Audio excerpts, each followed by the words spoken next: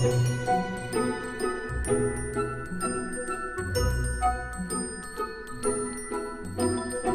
romance and everything that is in the film is very, very strong, and it's a good, fun sort of storyline. It's quite heartfelt. I think it's quite sweet.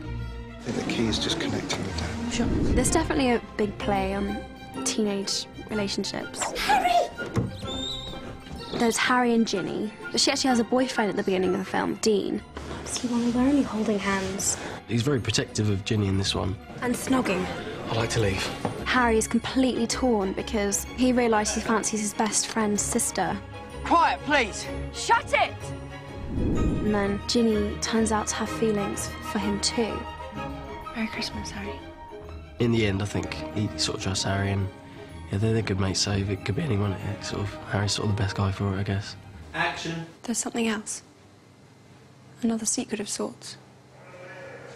One of mine.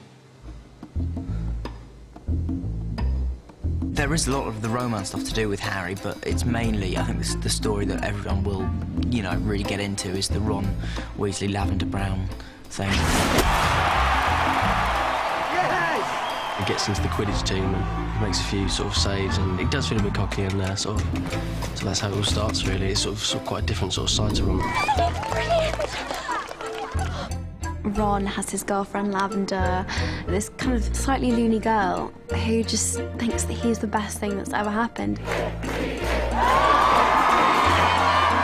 Ron's not used to such a predatory female in his midst, but once he jumps, they are caught around every corner with their lips locked, and, you know, passions run high for a while there, and it's very funny.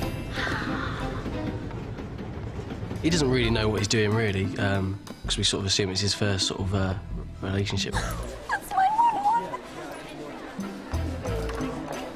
Excuse me, I have to go and vomit. Hermione's shocked by Ron finding Lavender, this pink kind of ball of squealiness, attractive, when Hermione's clearly not that girly kind of girl. And, you know, there's clear feelings there with Hermione and Ron from the beginning. She's a bit heartbroken by it all, to be honest, and Hermione and Lavender hate each other, so that's really difficult. Lovely. She's very sweet, but she's just quite, annoying. So, think you could introduce me to your friend Granger? I wouldn't mind getting on a first-name basis, know what I mean? And Cormac, he quite likes Hermione. Hermione essentially just uses Cormac. Left Cormac under the mistletoe. Cormac? That's who you invited? I thought it would annoy Ron the most. It's becoming more and more obvious that Ron and Hermione both have feelings for each other, which they're not really willing to admit, except they kind of do this time.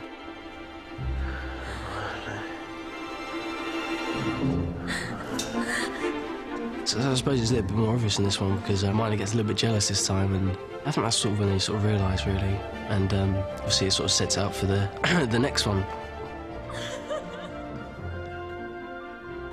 Oh, to be young and to feel love's keen sting. It's much more just kind of like the trials and tribulations of love. These girls are gonna kill me.